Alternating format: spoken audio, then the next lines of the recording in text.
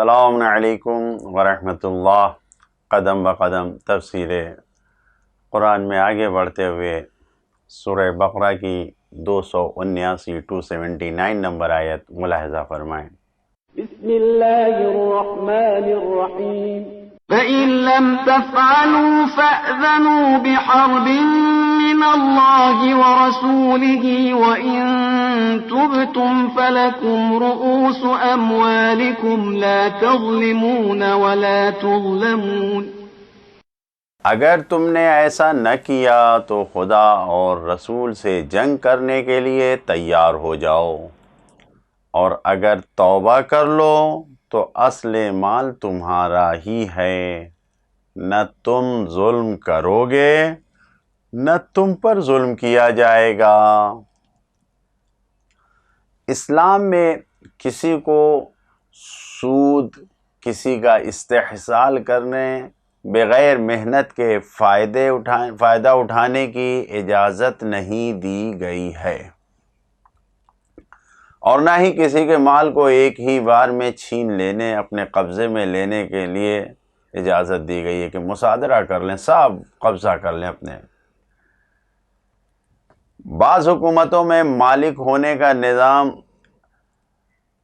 کچھ اس طریقے سے ہے کہ سسٹم ختم کر کے سارا مال غصب کر لیا جاتا ہے کہ ملکیت ہے ہی نہیں، تمہارا سارا مال غصب کر لیا گیا، چھین لیا گیا۔ اور کچھ ملکوں میں ایسے قانون ہیں کہ جیسے چاہو ویسے سود کے ذریعے استحصال کر کے، بغیر کسی محنت کے، بغیر کسی اجازت کے، جس کا مال چاہو سب پر قبضہ کر لو۔ ہر شکل و صورت جائز ہے، آزاد ہے۔ بہرحال اسلام ان قانونوں کی اجازت نہیں دیتا ہے۔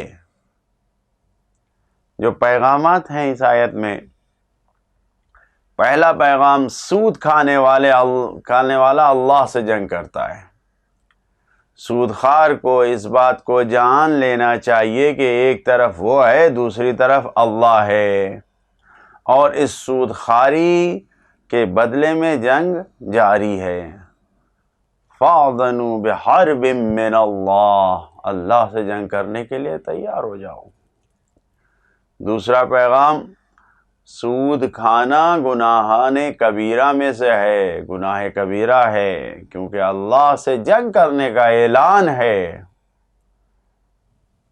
تیسرا پیغام، سود خار کو یہ نہیں سوچنا چاہیے کہ غریب نادار عوام اس کا مقابلہ ہے، کہ جو سامنے ہے وہ کر کیا سکتے ہیں، ان کے اندر توانائی کہاں ہے، طاقت کہاں ہے، وہ تو خود ہی مرا جا رہا ہے، فقیر ہے، ہمارا مقابلہ تو اس سے ہے، یہ نہیں سوچنا چاہیے، بلکہ ان سب کی حمایت میں، غریبوں، فقیروں، ناداروں کی حمایت میں اللہ سامنے آ کر ان کی حمایت کر رہا ہے، ان کا دفاع کر رہا ہے، اللہ ان کے مقابلے میں ہے۔ چوتھا پیغام، کیونکہ سود خار اللہ سے جنگ کر رہا ہے، لہٰذا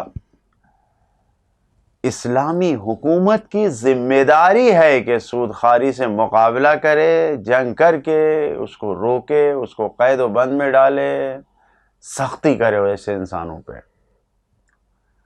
پانچواں پیغام، البتہ اللہ سے جنگ کرنے والوں کے لیے بھی توبہ کا دروازہ کھلا ہوا ہے، وہ توبہ کر کے اپنے کو نجات دے سکتے ہیں۔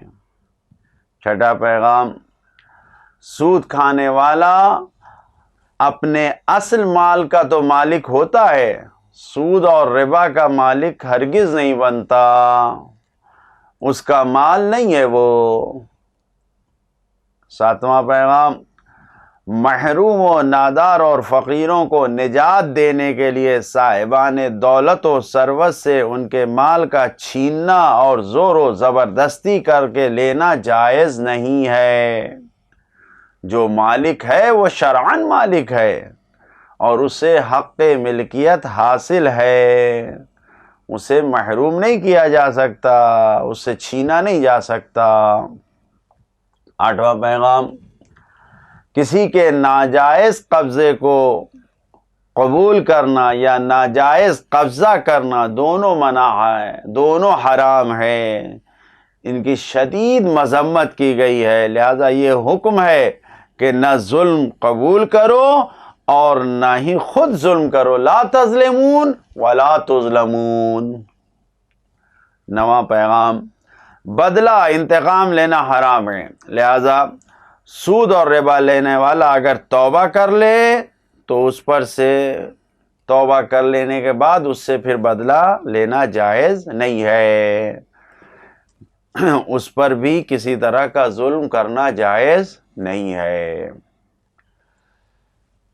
10واں پیغام، لہذا جن لوگوں نے توبہ کر لیا ہے ان کے پرانے گناہ، ان کے برے اعمال کی وجہ سے ان کی سرزنش کرنا یا ان کو سزا دینا بالکل جائز نہیں ہے، صحیح نہیں ہے۔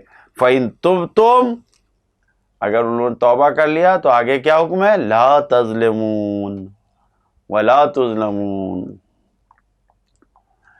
11واں پیغام، اسلامی حکومت کی ذمہ داری ہے کہ اقتصادی عدالت کو قائم کرے، معاشی نظام میں عدل و انصاف کو قائم کرے اور سود اور ربا جیسے نظام کا خاتمہ کرے، اس کی اجازت نہ دی جائے۔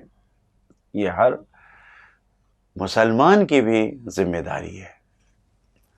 عملی پیغام اس آیت سے ہے، زندگی میں کوئی ایسا قدم نہ بڑھائیں، نہ اٹھائیں کہ جس سے اللہ سے جنگ ہو۔ ہمیشہ اطاعت و فرما برداری سے اللہ کو راضی رکھنا ہی زندگی کی کامیابی ہے۔ خدایا ہم سب کو اپنے اطاعت و فرما بردار بندوں میں قرار دے۔ والسلام علیکم ورحمۃ اللہ وبرکاتہ۔